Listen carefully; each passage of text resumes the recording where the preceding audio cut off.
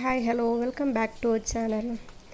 അപ്പോൾ ഇന്ന് നമുക്ക് മോക്കൊരു പാൻ കേക്കാണ് മോർണിംഗ് ബ്രേക്ക്ഫാസ്റ്റ് ആയിട്ട് കൊടുക്കുന്നത്. അപ്പോൾ അതെങ്ങനെയാണ് ഉണ്ടാക്കുന്നതെന്ന് ഒന്ന് നോക്കിയിട്ട് വന്നാലോ.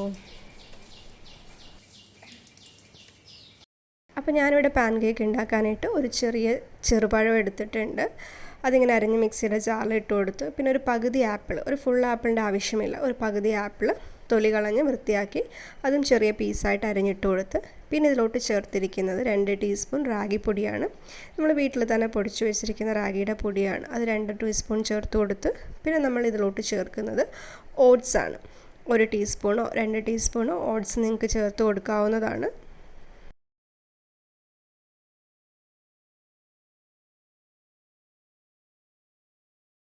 പിന്നെ ഞാൻ ഇതിലോട്ട് ചേർക്കുന്നത് റവയാണ് കേട്ടോ.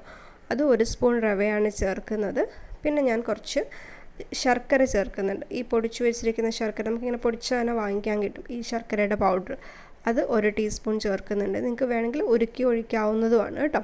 ഇതിനുള്ളിൽ ആവശ്യത്തിന് പാല് ചേർത്തിട്ട് ഒന്ന് നന്നായിട്ട് അരച്ചെടുക്കുക. എല്ലാം കൂടെ ഒന്ന് മിക്സ് ചെയ്തെടുക്കുക. എന്നിട്ടൊരു തവ വെച്ചിട്ട് ആവശ്യത്തിനുള്ള ബട്ടർ ചേർത്തിട്ട് ചെറിയ ചെറിയ പാൻ കേക്കായിട്ട് നമുക്ക് ചുട്ടെടുക്കാവുന്നതാണ്. പല രീതിയിൽ നമുക്ക് പാൻ കേക്ക് ഉണ്ടാക്കാവുന്നതാണ്. നമ്മുടെ കയ്യിലുള്ള അവൈലബിൾ ആയിട്ടുള്ള ഐറ്റംസ് വെച്ചിട്ട് ഓപ്ഷൻസ് മാറ്റി മാറ്റി നമുക്ക് ചെയ്യാവുന്നതാണ്. നിങ്ങൾക്ക് മുട്ട ആഡ് ചെയ്ത് ഉണ്ടാക്കാവുന്നതാണ്. ഓരോ ഓപ്ഷൻസ് അനുസരിച്ച് ചെയ്യാവുന്നതാണ്. കുട്ടികൾക്ക് നന്നായിട്ട് ഇഷ്ടപ്പെടുന്ന ഒന്നാണ് പാൻ കേക്ക്.